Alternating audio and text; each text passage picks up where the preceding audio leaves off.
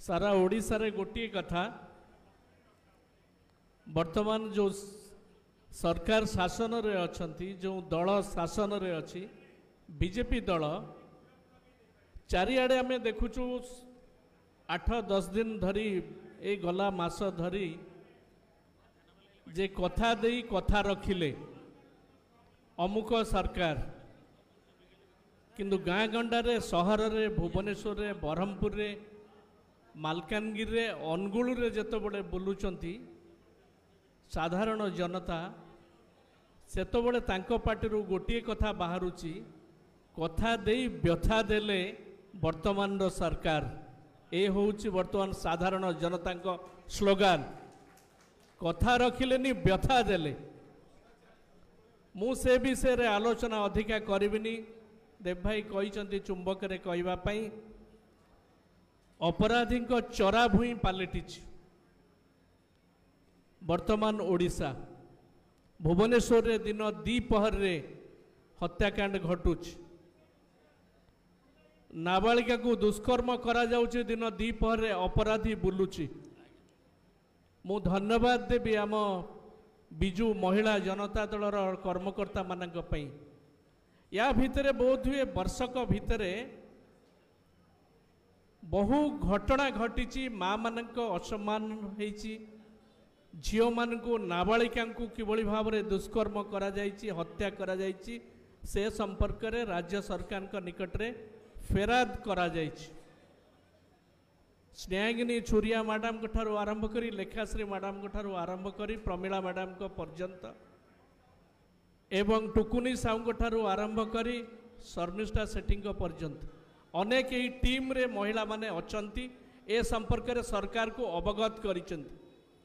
किंतु से कथा कथारे रही जाइछि लोकों को मन रे व्यथा सृष्टि होइछि आमर आउ के नाहांती आम कथा बुझुथिले नवीन पट्टनायक आम भल मंद रे छिड़ा होउथिले जे कि देखु नथिले बाछ विचार करू नथिले किए को दलर किए को पद पदवी रे अछि आज अरुण साहू भाषण आरंभ करी कहते डबल इंजिन सरकार बर्तमान बैक गियर पड़ुछ सत कथा आरंभ कौठु है अस्मिता कथा कहते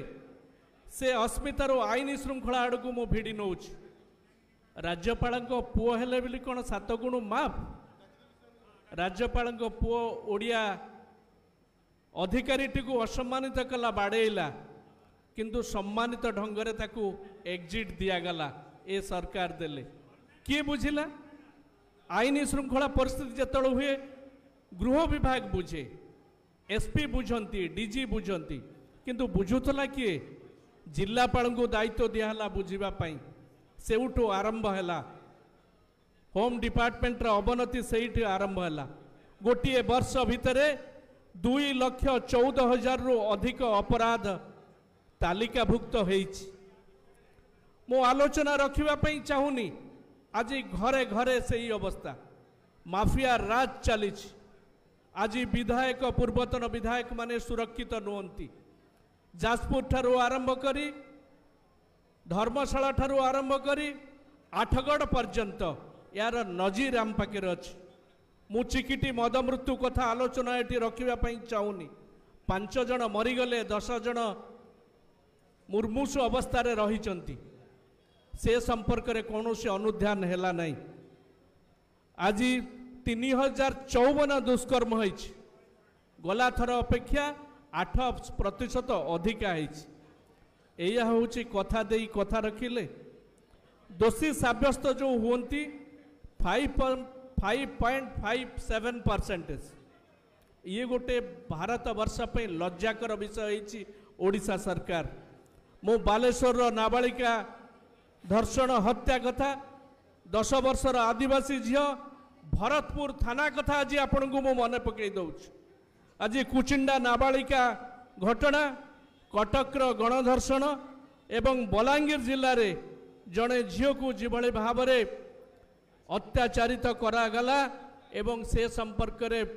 पुलिस प्रशासन आखि बुझी देछि ए घटना गुड़ी को जितेबाला आम देखा तेबे ये सरकार चली आम जापारूना केवल मो कथा नुहे मु आज आपण मानकु कहि रखिया पई चाहूँ थाना गुड़िक एवं नीलाम हो जाइए जो कथा अरुण साहू कहते पानखिया चेंचला पाटिया लोक मैंने थानार मालिक हो पड़ी से मैंने ही चलई थाना को सी जी जहाँ कहूँ नहीं चली आज मो आलोचना रखापी चाहूनी कोरापुट आवासिक स्कूल ठारू आरंभ कर बलांगीर जिलार खड़िंगी एवं पिपिली रे जो एबे घटना घटी मु धन्यवाद देवी संजय दास वर्मा ये अच्छा आमर सांसद सुभाषिष खुंटिया अच्छा एवं पिपिलीर पूर्वतन विधायक रुद्र अच्छा ए संपर्क में सरकार दृष्टि आकर्षण करा जायतिला। आज ये जनजागरण अभियान रे बिजु जनता दल ए सरकार को पचारिबो आपण मानकर अधिकार अच्छी आगु को जीवाई जो माने सामाजिक व्यवस्था को ठिकाना भाव में रखी पारुना जो माने साधारण जनता को सुरक्षा दे पारुना ए सरकार किभली भाव में आगामी दिन में चलिबो ए कथा आपण माने विचार करिवे ए वार्ता को आमे ठिकाना दिगरे आगो को नबार आवश्यकता रही मु आपन को अनुरोध रखिबी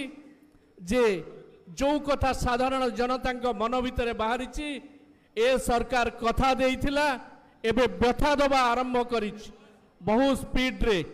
तेणु आकु किभली भाव में उचित जवाब दिहब से आज दिन में आम संकल्पित हवा एवं ये जनजागरण अभियान को आगे नवा समस्त को धन्यवाद।